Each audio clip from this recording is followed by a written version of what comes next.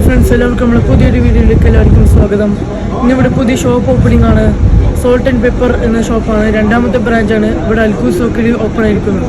Open ആകാൻ പോകുന്നേ ഉള്ളൂ. ഒമാനോളിൻ്റെ ബാക്കിൽ തന്നെയാണ് ഈ ഷോപ്പ്. ഇപ്പോൾ ഓപ്പൺ ആവാൻ സമയമായിരിക്കുന്നു.